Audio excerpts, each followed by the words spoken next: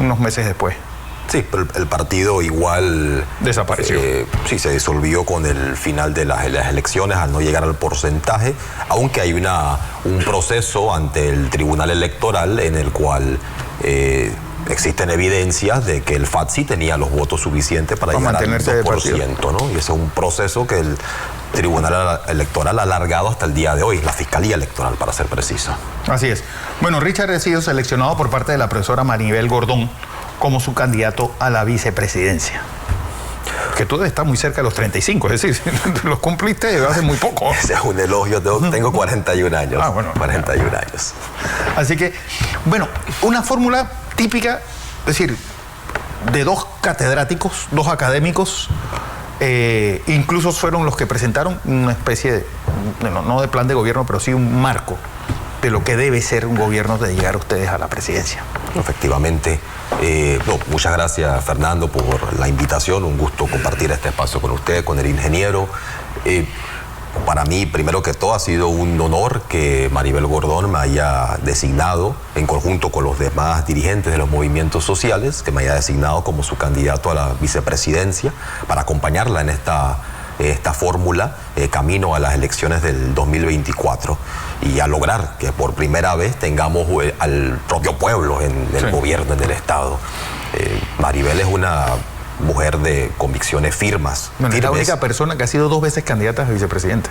Efectivamente, ella ha sido 2 veces candidata a vicepresidente y yo creo que el pueblo panameño entero puede reconocer los aportes, el dominio que tiene respecto al manejo de la economía, la conducción del Estado, y yo reconozco que es una responsabilidad importante la que se me ha asignado de acompañarla y de poder materializar esos anhelos de las grandes mayorías de tener finalmente un gobierno que responda a esos intereses del pueblo panameño.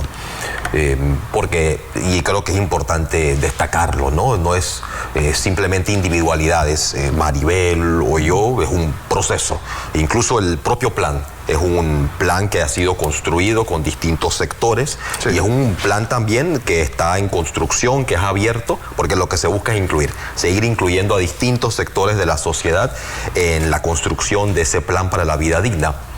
Pero el núcleo del plan ya está efectivamente construido. Maribel lo presentó el miércoles pasado, es el plan para la vida digna. Es un plan que tiene como eje rector el ser humano en armonía con la naturaleza. Esto significa cómo podemos satisfacer las necesidades de vida de todas y todos los panameños en una forma que no destruya a la naturaleza, los ecosistemas, la biodiversidad.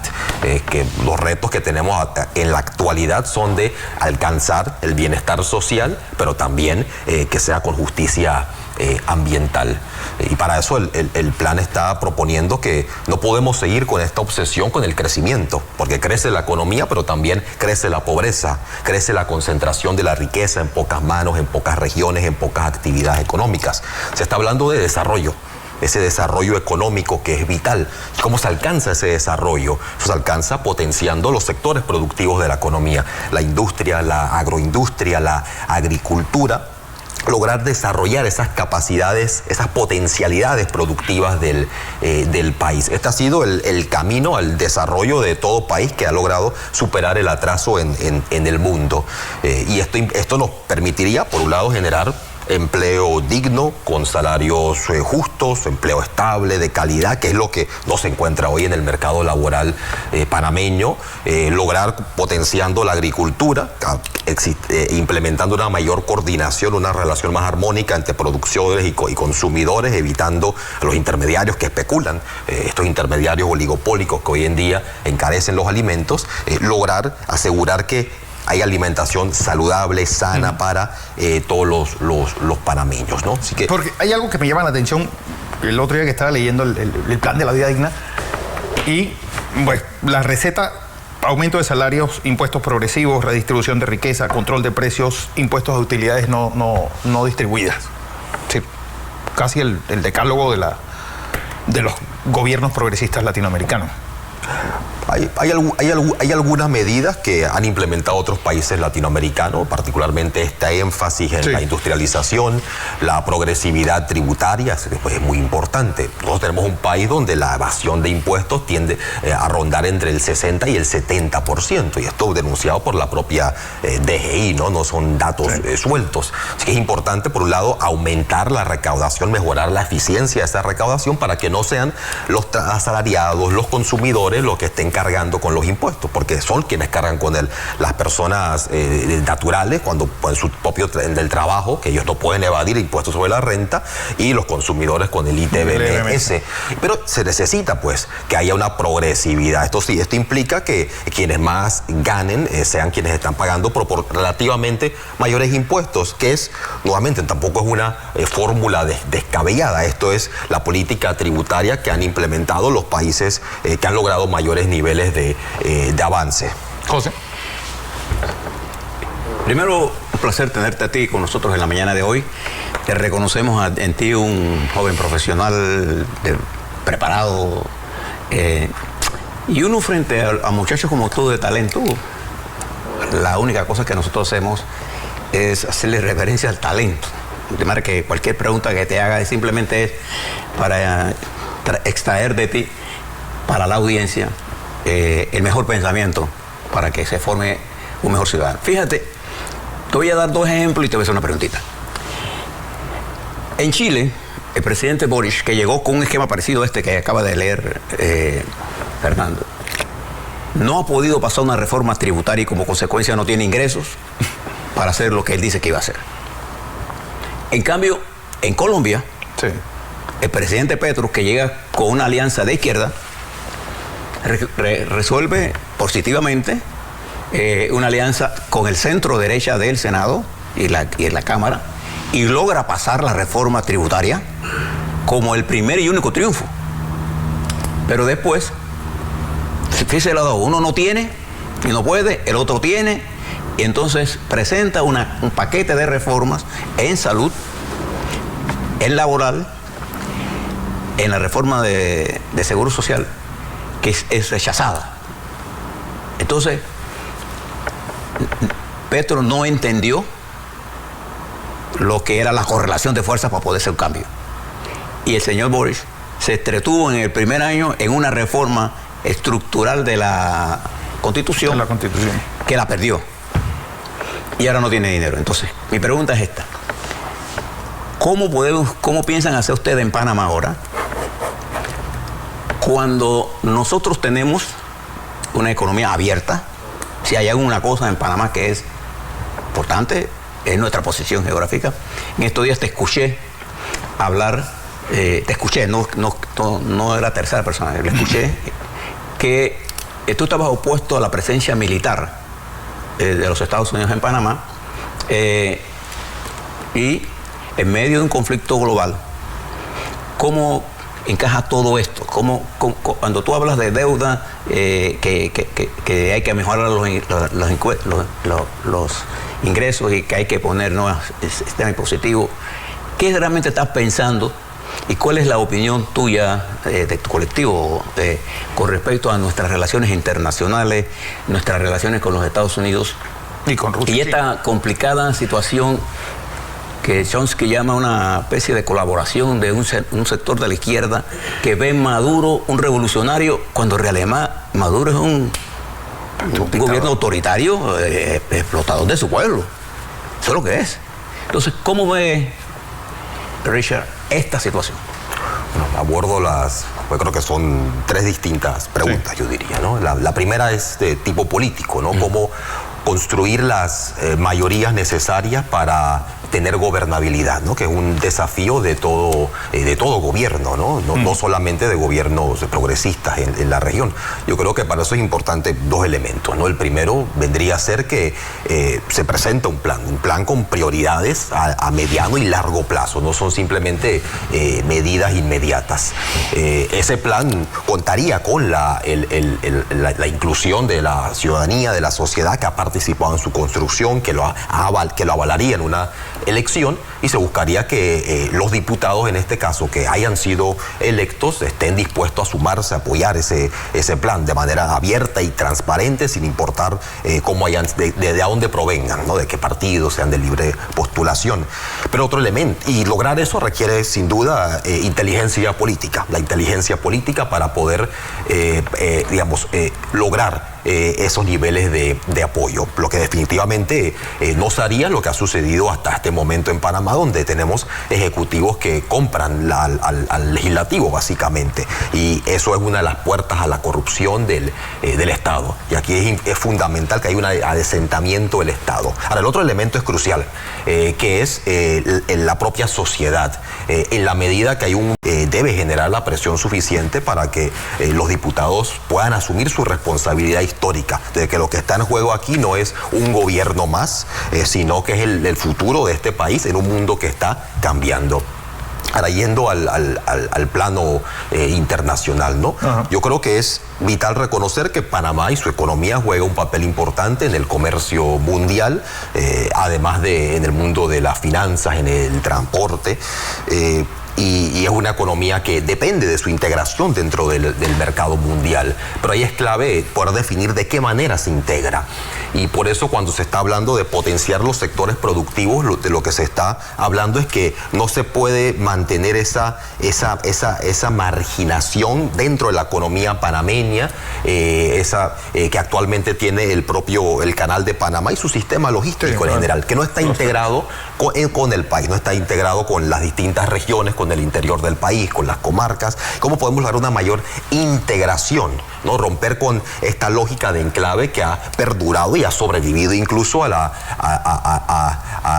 recuperación de la soberanía nacional en Panamá. Y eso pudiera definir entonces que el aprovechamiento de la posición geográfica verdaderamente sea para el beneficio nacional. Es el reto de esa integración de ese sistema de transporte que se pueda lograr integrar con la industria, con la productividad. Y esto es vital porque en los cambios que estamos viendo en el mundo es que ese modelo económico panameño está hoy en día agotado. Y hay señales que vienen de afuera, ¿no? Uno ve la competencia que hay, por ejemplo, en México con el corredor de Tehuantepec, que está armando todo no solamente un canal seco, sino todo un entramado industrial alrededor de ese canal seco. Hay otros canales secos en Centroamérica, en Colombia. Vemos el problema que tiene el canal de Panamá ahora mismo con el agua, y el impacto del cambio climático sobre hay algo que tiene que tomar el próximo gobierno.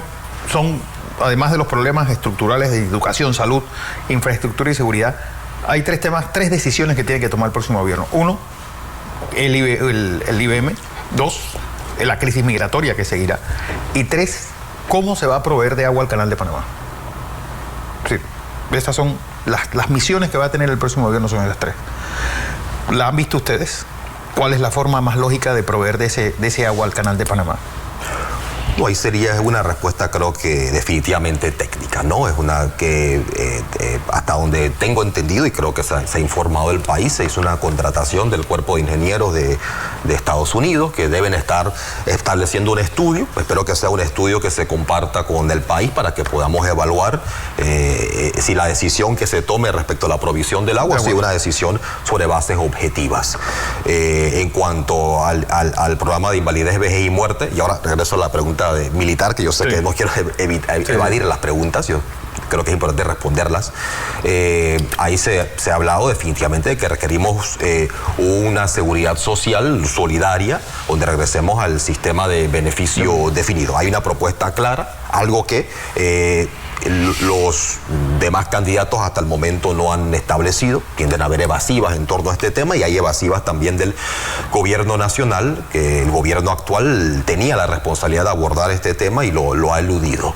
En cuanto al tema el tema militar, yo creo que es fundamental que Panamá pueda tener relaciones pacíficas con todas las naciones del mundo, relaciones de cooperación, de intercambio económico, y esto incluye tanto a Estados Unidos como a China, que son los dos países que están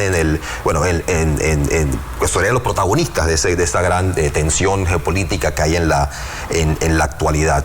Y esto sin duda, como una economía que depende de ese mercado mundial, sin duda le beneficia tener estas relaciones. Pero creo que esas relaciones no deben pasar por ningún tipo de injerencia ni presencia militar dentro del país. Somos un país que en su reforma constitucional del 94 eliminó al ejército. Es algo que hay personas que están en desacuerdo, otras que están en acuerdo, pero esa es la realidad de este país. Es un país que no tiene ejército, es un país neutro a partir del propio tratado, constitucionalmente incluso, con las responsabilidades que tiene por el funcionamiento del canal.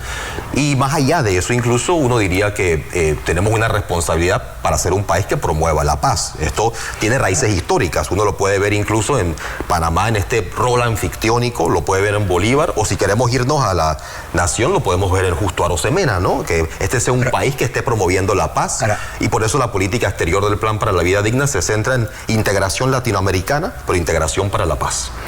Unas preguntas para ver si logramos quitar un poco de miedos. Sencillas. Richard, en un gobierno de la profesora Gordón y tuyo, supongamos que ustedes ganan las elecciones. En ese gobierno tendrás cabida gente de la derecha empresarial, gente que no sea de izquierda, gente que sea intelectual. ¿Será un gabinete compuesto por la izquierda solamente? ¿O será un gobierno compuesto por la policromía de la sociedad panameña? ¿Qué será? Durante la campaña del proceso de recolección de firmas, Maribel ya ha hecho una invitación a distintos sectores de la sociedad, incluyendo a los pequeños y medianos empresarios, pero también a los industriales, ¿no? Ella ha hecho esta invitación a que se sumen al proyecto, incluso a este proceso de construcción del Plan de la Vida Digna, que como mencioné es participativo, es abierto. Sabemos que estos sectores son vitales, y si hay una estrategia y de desarrollo basado en la industria y la agroindustria y los agricultores, se requiere que estos sectores formen parte no solo de la construcción del plan, sino de un futuro gobierno. Y sabemos también, además de eso, que hay una gran cantidad de técnicos, de especialistas de suma capacidad en este país. Muchos ya están dentro del Estado, otros no están ahí, que deben formar parte de la gestión pública, más allá de cuáles sean sus ideas particulares, siempre y cuando estén de acuerdo con la visión. ¿Habrá gente de derecha en el gobierno o no? Eso es lo que es mi pregunta. Porque fíjate, Petro comenzó el gobierno con ministros de centro derecha. El ministro de Educación, Alejandro Gaviria. Gaviria fue uno de los primeros que echó. En el gobierno de ustedes, si ustedes ganan, ¿habrá gente de derecha? Porque cuando yo lo escucho, lo que más asusta a la gente es la ideologización de la respuesta.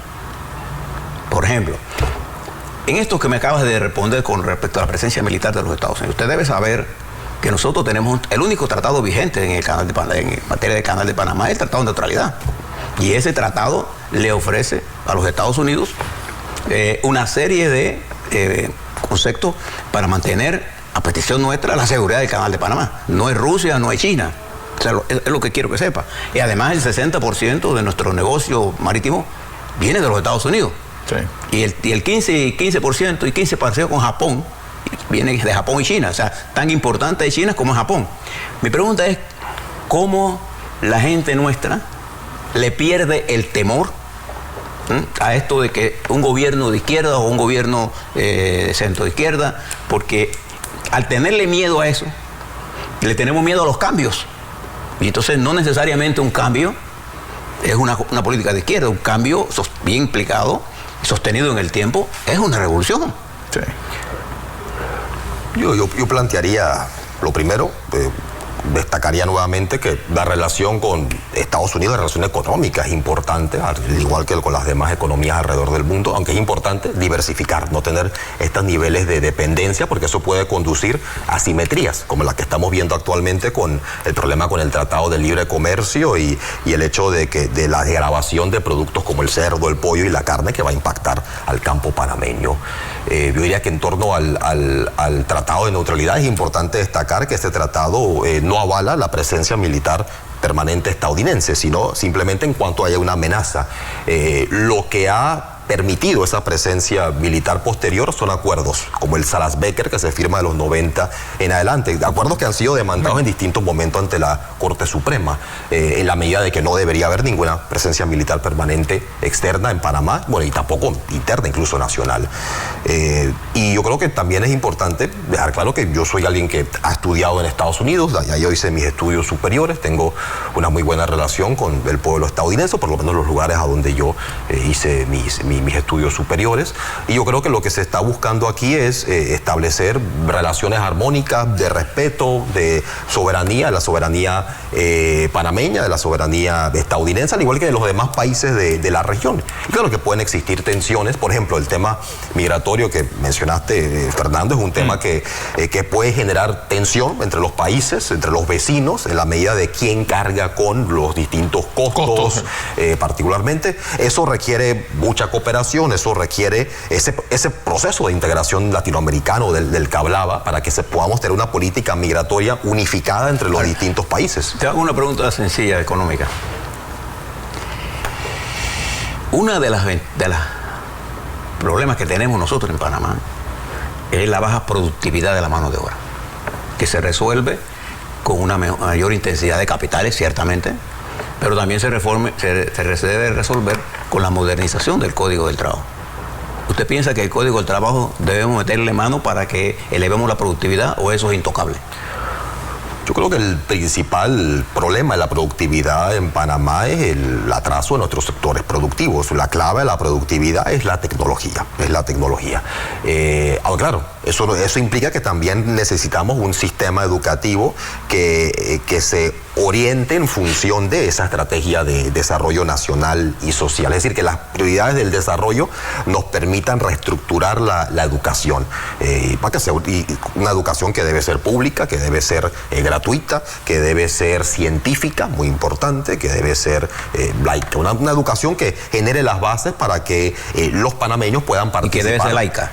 Es importante que se respeten todas las creencias. Fuera de eso también, pues parte de la crítica también que ha ido hacia ti es por tu apoyo en a la causa LGBTQ+. Es decir, ¿qué va a pasar con el matrimonio y el aborto en un gobierno progresista?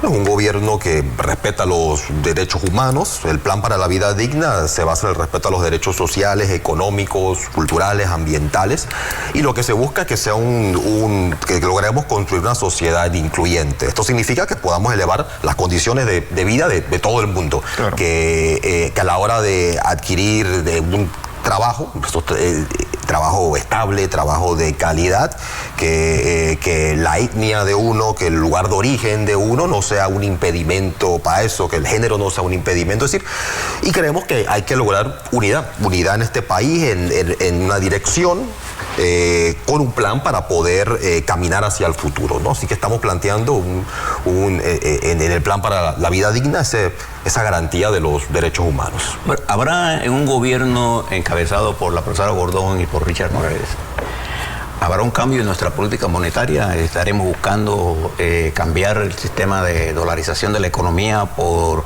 un farallón o por un taboga? No es un cambio que está contemplado por el momento dentro del plan. Hay que un cambio monetario es algo para toda sociedad que lo acomete, es algo traumático, ¿no? Es un problema complicado y hay otras prioridades en este momento, ¿no?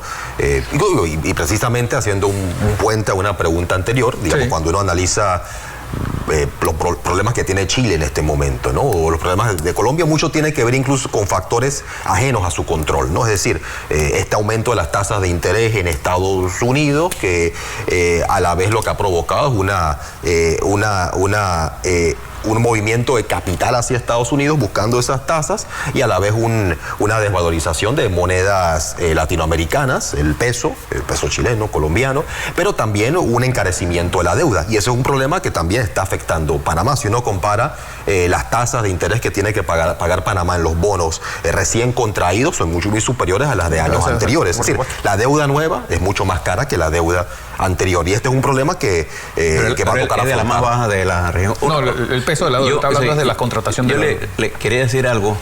Yo estoy siguiendo muy de cerca lo que está pasando en Guatemala. Particularmente por lo que está haciendo Bernabé Arévalo, que le recomiendo a la profesora y a usted que se lean el plan de gobierno de él y cómo lo están tergiversando. Le estoy tomando preguntas de los análisis que he hecho de esto. Cuando yo siembro el miedo, siembro la primera estaca de la ignorancia, porque uno va a estudiar para tener dudas razonables, claro, no para tener miedo. Entonces, nuestro país es un país de muchachos jóvenes como ustedes, que tenemos que desarrollar mucho el empresariado, sobre todo para la tecnología. Nosotros necesitamos pequeñas y medianas empresas, pero que necesitan flexibilidad laboral, que no la da el Código Laboral. Entonces, eso es lo que conecta a los jóvenes con el empleo de alta remuneración. Usted debe saberlo porque usted viene de la generación tecnológica, nosotros no. Trabajamos en ella, sí, pero ese es un punto que le recomiendo que lo mire, y mire lo que está pasando en Guatemala en ese debate tan duro y tan cruel, porque si hay una cosa que caracteriza a este país, Guatemala es una oligarquía implacable en la transformación. Así es. Richard, un placer haberte tenido aquí. Richard Morales, vicepresidente, candidato a vicepresidente de la fórmula de libre postulación de la profesora Maribel Gordón. Bueno, vamos